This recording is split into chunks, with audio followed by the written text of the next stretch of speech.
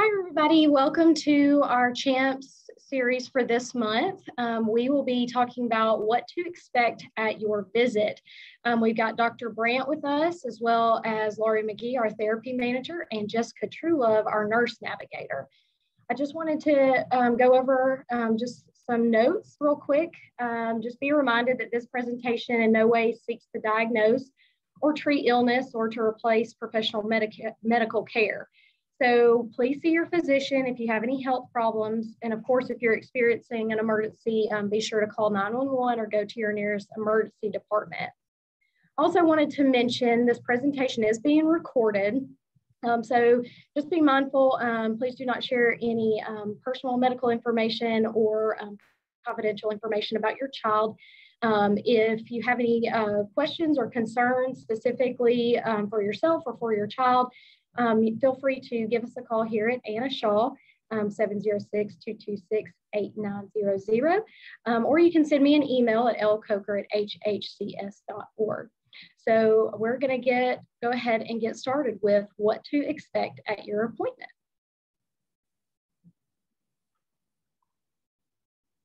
Well, like Lindsay mentioned, my name is Dr. Emily Brandt. And partially we wanted to have this presentation because a lot of families coming in not knowing quite what to expect during their first appointment. And that's a little bit of a nerve-wracking experience. So we wanted to help relieve some of that stress. So an important thing to think about is what is the goal of the visit? And really our goal is to begin the evaluation process to identify the strengths and areas where intervention is needed for your child. For some children, we may give a diagnosis that same day if we have enough information that we feel like we can make the right diagnosis for them. But for a lot of children, we'll need to get more information to make a full diagnosis. We may be trying to get information from the school, from psychology testing, from therapy, from a lot of different resources. But we'll talk about that in more detail in just a minute. So what helps us expedite the process of getting the right information and making the right diagnosis? Well, you can bring information with you, things like the results of any other evaluations you've had. If you've been to see therapy before, or a psychologist or a neurologist, bringing that information really helps us with that starting point. Also, if your child has had testing through school, or if they have an IEP, bringing those copies for us so that we can see what's happening in other settings. And then if your teacher can give us some observations, either through writing a note, or we'll actually, for a lot of kids, send out a school packet that the teacher can fill out information on specific areas of the child's success and challenges in their setting so we know how to help them. A list of your child's current and past behavioral medications and any side effects that they might have had is also really helpful, as well as a list of observations about what you've been seeing with your child, what you're concerned about, and any questions that might have come up as you've been thinking about what's going on with your child. So what exactly will happen during the visit? Well, first they'll see the nurse and they'll be doing something that we call vitals, like getting their growth measurements, their head circumference, their blood pressure, things like that. After that, the doctor will actually come in and we'll spend some time talking to or playing with your child. And it looks like we're just chatting with them, but we're actually doing things like checking to see how they're able to speak to us, how they're playing with us, if they're shy or scared, if they're making eye contact, those sorts of things. Then we'll have a discussion with the parents on a lot of different areas. We'll talk about how they're doing in school, how their behavior, their social skills are, how their speech and play skills and motor skills and toilet use and diet and sleep, and lots of areas we'll be going into. So if there are areas that you don't want to talk about in front of your child, please be sure to bring another adult who the child would be comfortable sitting with in another room so that we can have that discussion in private.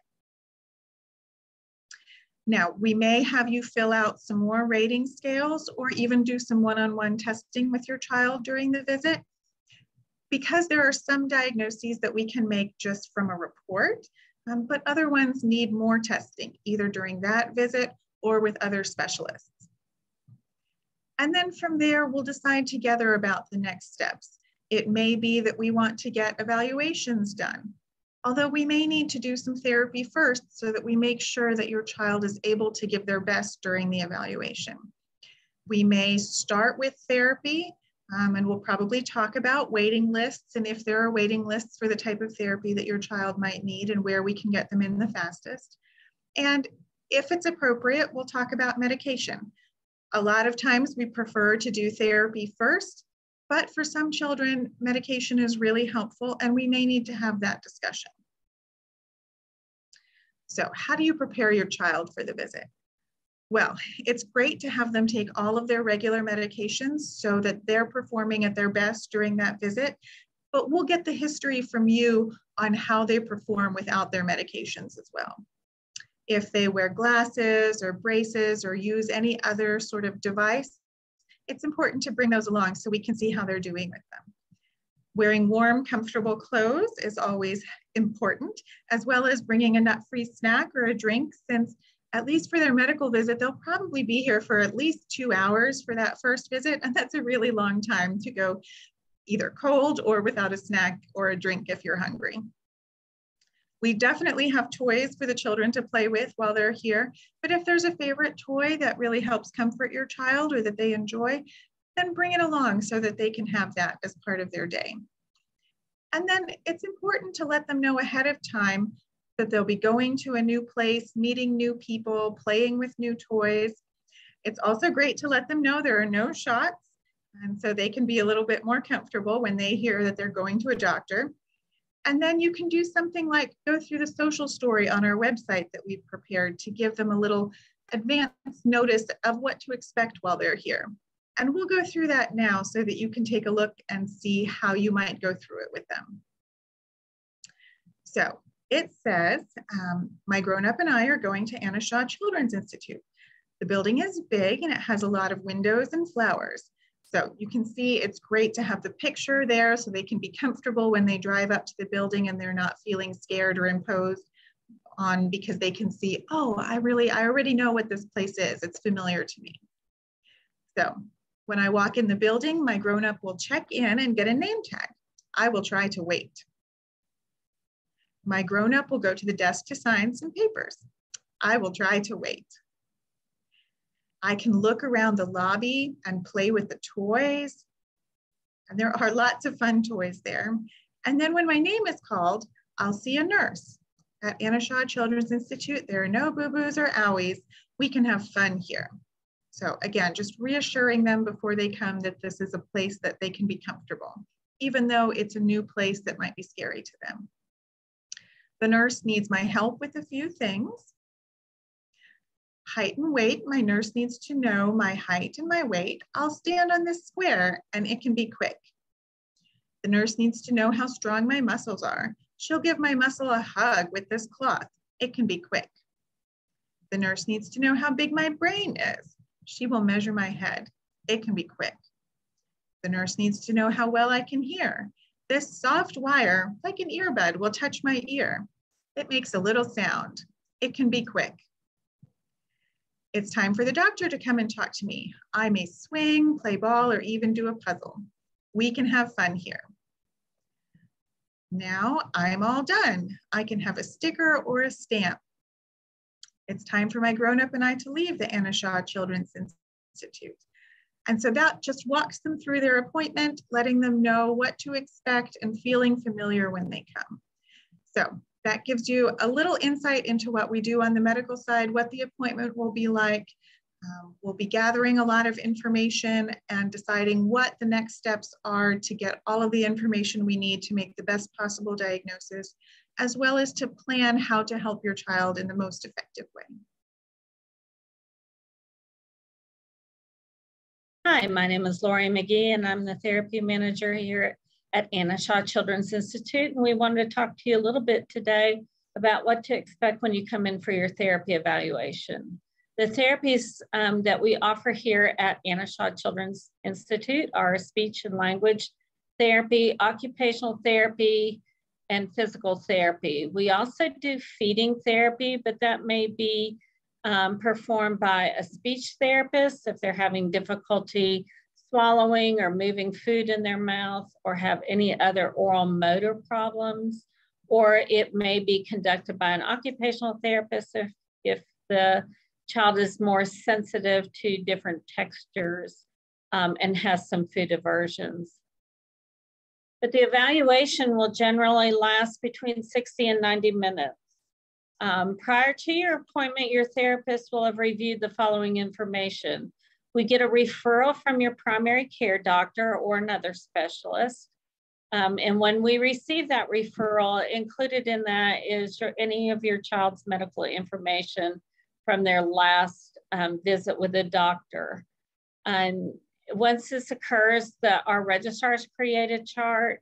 Someone will be calling you just to verify your address and telephone number and to find out how you would like to receive our intake packet. Our intake packet is something that you will fill out. It contains information such as some of your social information, like who lives in the household with you. It will review some of your past medical history, like your birth history. We want to know what things you are concerned about, what things you would like some help with, if your child has received any other therapies, and the information like what other specialists they see. As soon as we receive this intake packet back from you, then we can proceed with the appointment scheduling. We cannot initiate scheduling an appointment until we get that intake packet back. So it's very important that you send it back in a timely manner. The therapist will also review any relevant or educational medical history or information that we may have. That may include some other physician notes. For example, if you have seen our developmental pediatricians before we see them for therapy, we'll review their notes. We'll look at other therapy records if we have those available. And if not, again, as Dr. Brandt said, we'd like for you to bring those with you. And if we have the IEP or an IFSP, which are the documents that you get if your child is receiving any kind of early intervention services or exceptional educational services through the school system. So again, we also want to emphasize to you that bring your child wearing comfortable clothes and shoes that they can walk and run well in. Any equipment that your child has, like braces or walkers, adaptive writing utensils or scissors, any kind of, if you're doing feeding therapy, we'd like for you to bring the bottles or cups or eating utensils that they're familiar with. Any favorite foods or drinks. If they use an augmentative communication device, we'd like for you to bring that, or any favorite toys, whatever would make your child comfortable while they're here. During the evaluation, the therapist will be asking you questions. We want to go over and make sure that the medical information that we have has been updated. That will include if they've had any hospitalizations or significant illnesses that may or may not be included in the medical information that we have, any prior surgeries,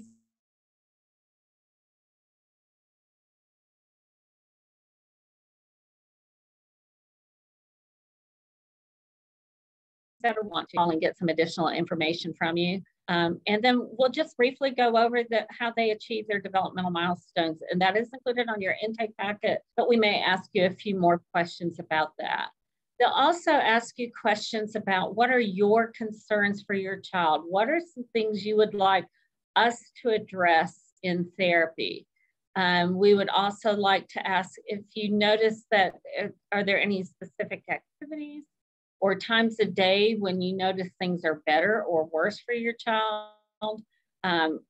If other people have expressed concerns about your child, like people at school, people at church, family members, or if anyone has said anything like, you know, we notice that your child is doing X or Y around new children. And again, things that you'd like for us to focus on while we're in therapy.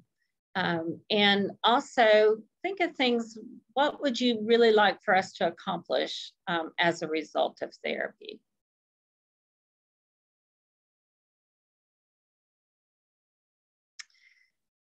Our last month's CHAMP series gave more specific information about what happens specifically during speech, occupational, or physical therapy visits and evaluations.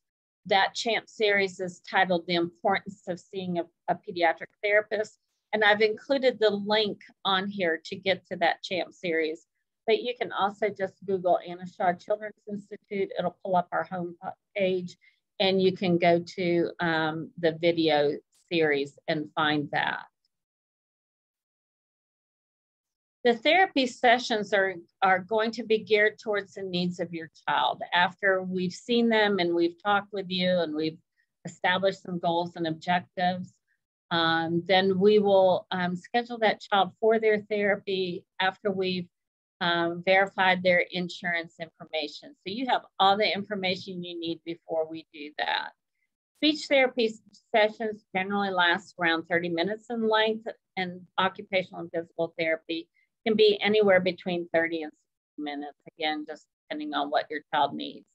Whenever possible, we will try to coordinate the appointments so they occur back to back. For example, if your child has speech and occupational therapy, we'll try to coordinate those for you if your child can tolerate, and we find that most children can.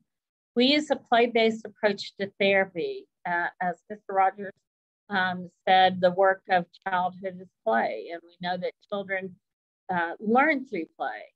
It's what motivates kids to do activities. So a lot of times people comment after they've watched several of our therapy sessions, they'll say, it must be great, you get to play with children all day. And that's actually a compliment to us. We are using what motivates your child to teach them. So for example, if a child loves dinosaurs, the speech therapist may use the dinosaurs to teach them turn taking, to teach concepts such as over and under or big and little. The OT may use them to help motivate the child to reach different directions, and the PT may place them on different parts of the path just to encourage walking over different surfaces. So whenever possible, we want to use what is motivating to the child and what they enjoy playing with. Now, one of the problems is sometimes children only play one way with a child, or have one play scheme that they use. So we wait and let the child initiate that play, and then we may start modifying that, how the child plays with it, get them to play in different, has some different options and different repertoire for play. Here at Anna Shaw Children's Institute, we believe in the family centered care model. Our services focus on you and your family and your child's ability to be able to participate in your family life. And we believe that children make the most progress when people who care for them and provide everyday support for them in a therapeutic way. So again, the family is the dynamic driver in our service delivery, and we want your input. We see you as a vital member and the lead member in our team.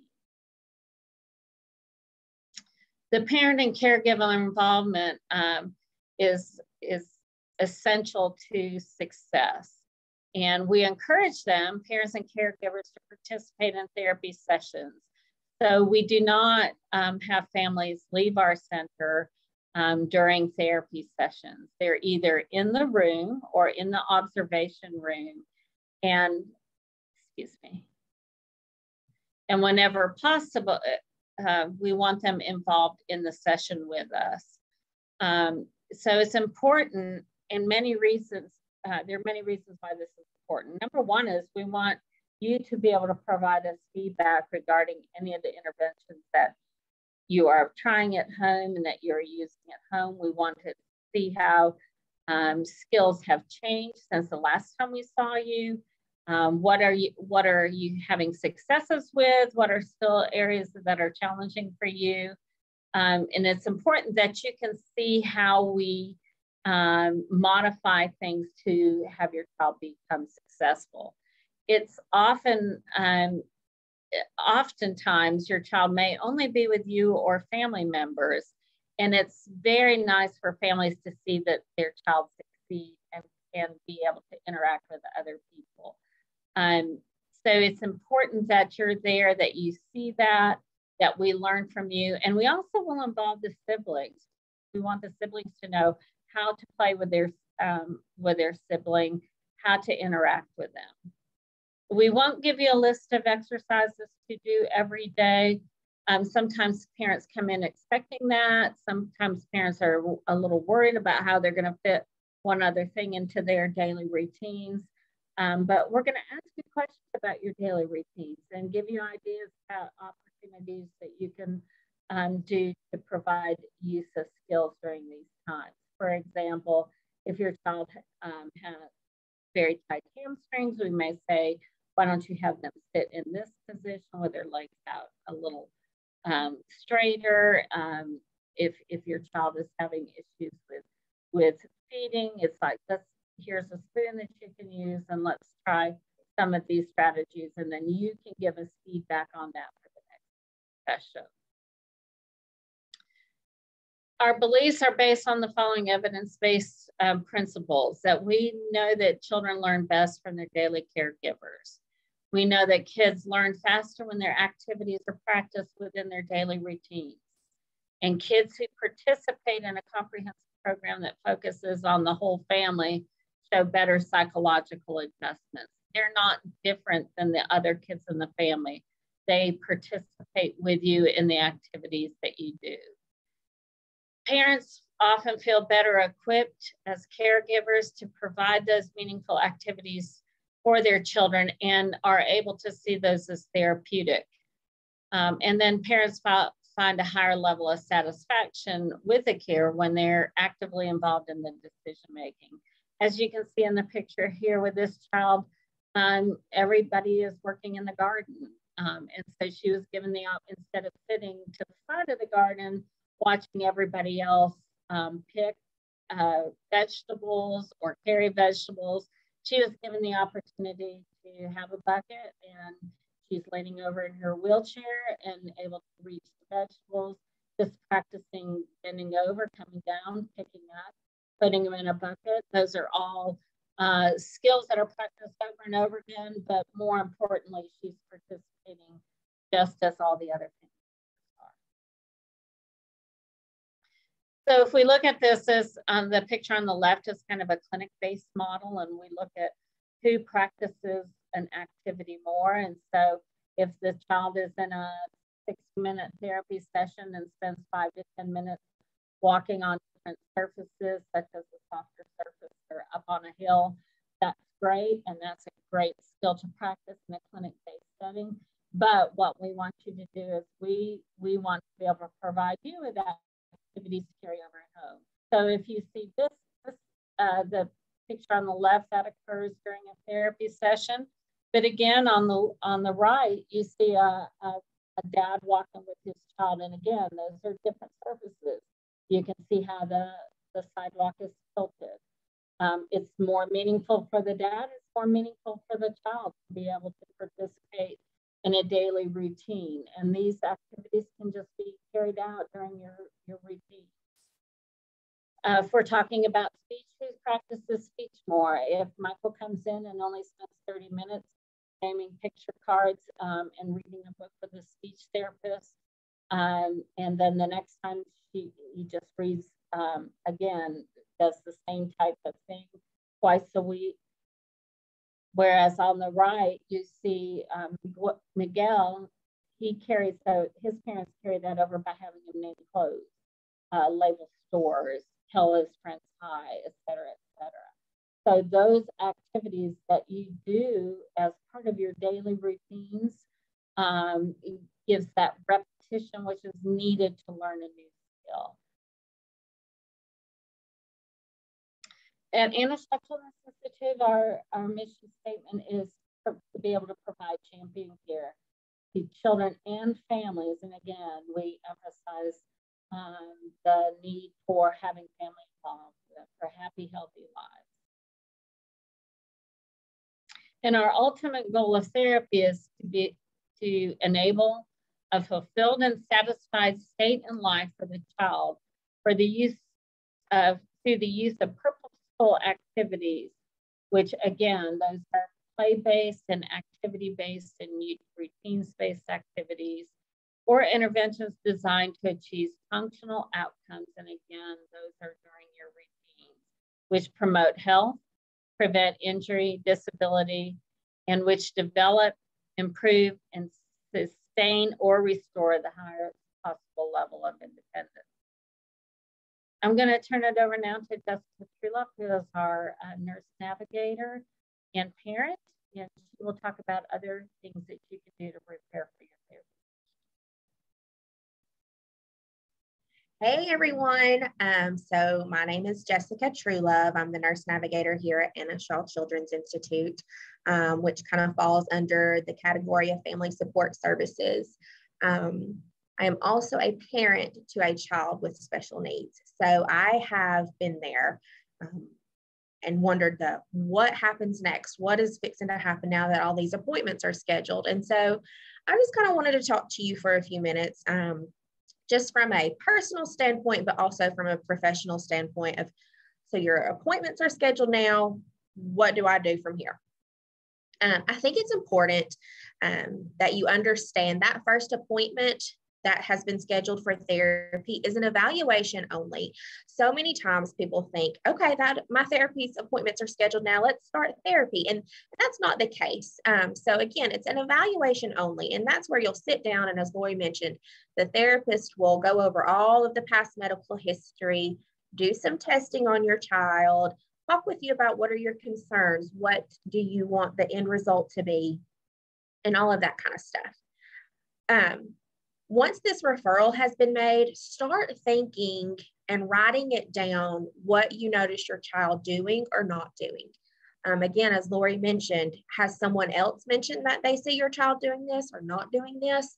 Because I promise you, when you get to that appointment, you're going to be like, oh, I remember there was something I wanted to say, and you forget. And so the therapists or physicians will not be surprised if you come in with a notebook with just a few little notes. In fact, they'll probably be thankful, like, okay, we can put this timeline together.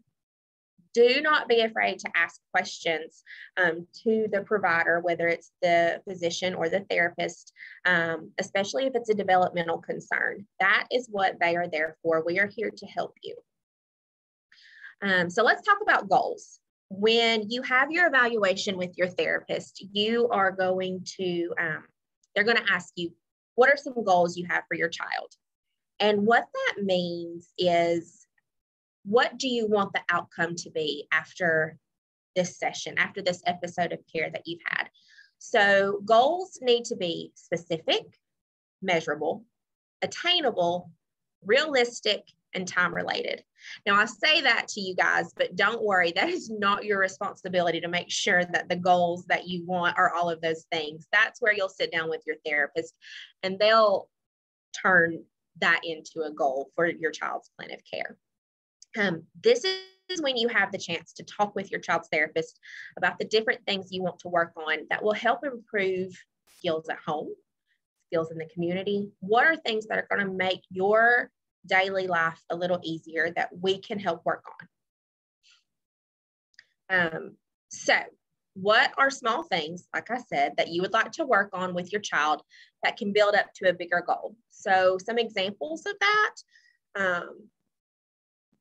you are seeing feeding therapy. And for this one, you are seeing an occupational therapist and you tell the therapist, I want my child to be able to independently feed themselves. So the therapist may respond with, let's talk about some smaller goals to work towards, such as scooping. Let's practice scooping with the spoon and then dumping it over into another bowl. Because if you think about it, all the things that go into play with feeding yourself, there's a lot of things that go into that more than just putting food in your mouth. And so that's where the therapist will be able to break these things down and help you kind of better understand and work on small goals to get to that end result. Another example, you tell your speech therapist, I want my child to be able to communicate with others. And the therapist may talk to you about smaller goals, such as looking into visual supports or communication devices, sign language, etc., and working through those things to kind of see what works best for you and your child and your family. Each goal is specific to each child. So what works for one child may not work for another. And that's important to understand and hold on to. We always want our parents and our families to be involved with our sessions. And so, again, that makes it very specific to each child. We here at Anna Shaw Children's Institute do focus on family-centered care. So talk with your therapist about what you would like to achieve to make things easier for your child. That's an important piece to the family-centered care. And then we want our families to be involved in this entire process from start to finish. So setting the goals, working on the goals, and achieving the goals, because ultimately we want to see you and your children succeed. Thanks, guys. Have a great afternoon.